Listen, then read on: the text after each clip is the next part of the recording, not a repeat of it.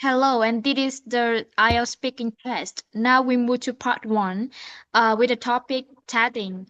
The first question: do you like chatting with friends? Yes, I really enjoy chatting with my friends because it gives me a chance to unwind and share my thoughts. For me, conversations with friends are not just about passing time, they are also a way to strengthen our bond. For example, after a stressful day at school or work, a simple chat can completely change my mood and make me feel supported. Yes, and then next question: what do you usually chat about with friends? Well, the topics vary a lot.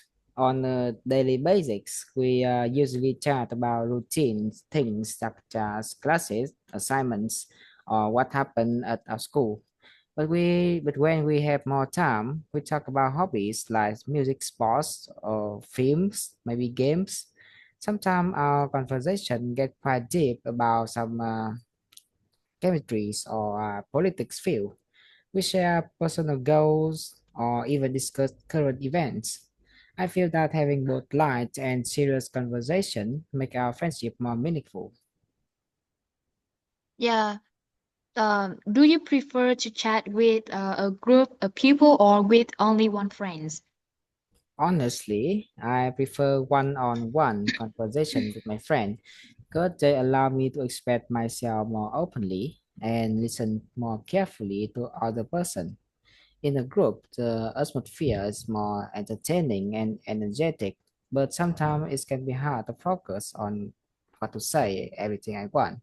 Well, an example of that is when I need to talk about something personal. I definitely choose to chat with just one close friend. On the other hand, if I just want to relax and have fun, group chats are more enjoyable. Yeah. Do you prefer to communicate face to face or via social media? I much prefer face-to-face communication because it feels more natural and genuine. When I talk to someone in person, I can notice the facial expression and body language, which help me understand the emotion better. However, I can't deny that social media is incredibly convenient.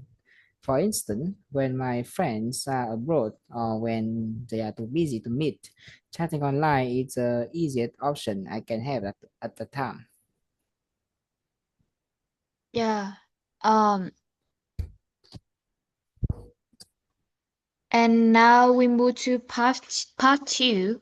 Now you will have 1 minute to prepare and describe a place with a lot of trees that you would like to visit. You would say where it is, how you knew this place, what is it like, and explain why you would like to visit it. Are you ready?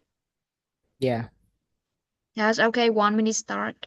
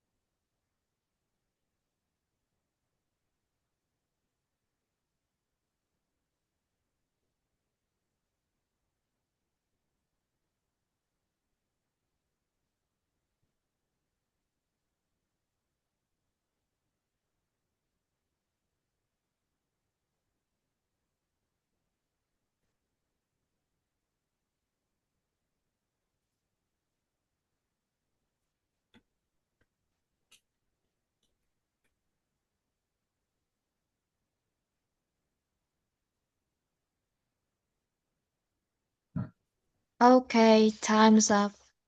And now you can start. right. Well, if I had the chance, I would really like to visit the Yakushima Island in Japan, which is very famous for its ancient forests. I first learned about this place through a travel documentary on National Geographic, and later I saw a photo online that looked almost like something out of a fantasy film. The island is covered in a dense forest, many of which are home to cedar trees that are thousands of years old. Some of the trees are so enormous that you can stand inside the hollow of the trunks.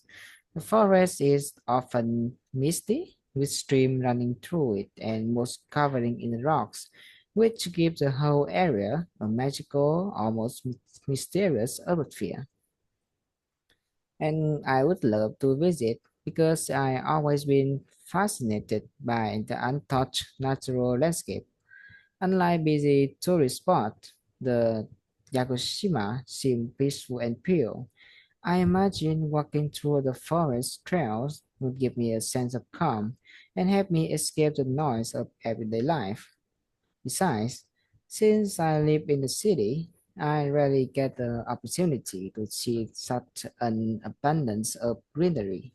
So visiting the Yakushima Island would be a refreshing both for my mind and body.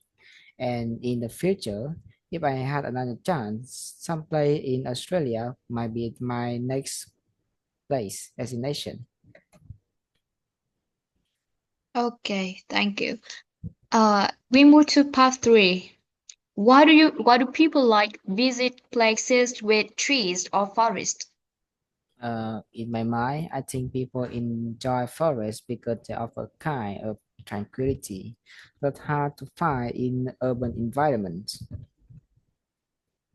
Uh, those places, often surrounded by trees, that that can make people feel more relaxed and less stressed.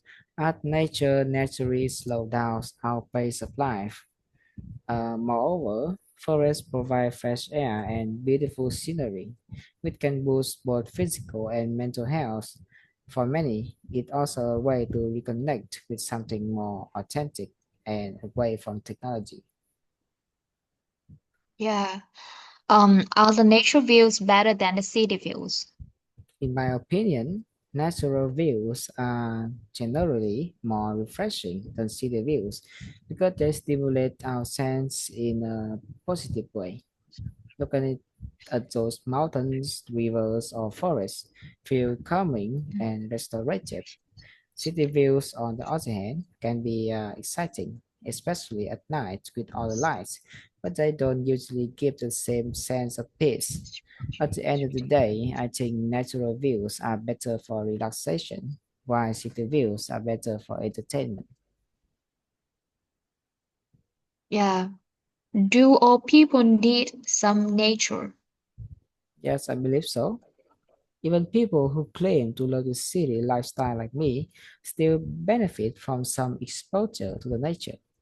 For instance, many cities have parks or small green spaces where residents can go for a walk or simply sit under a tree.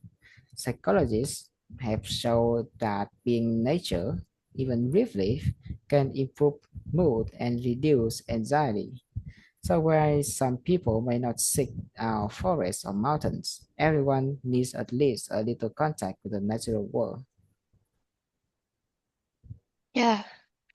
Are people hardwired to protect their environment? Well, I would say people are hardwired to depend on the environment for survival, but not necessary to protect it. Historically, humans have often exploited nature for resources without considering the long-term impact. However, as awareness of environmental issues grows, more people are realizing the importance of conservation. In modern society like us nowadays, the instinct to protect nature might not be biological, but rather than the result of education and global concern about climate change.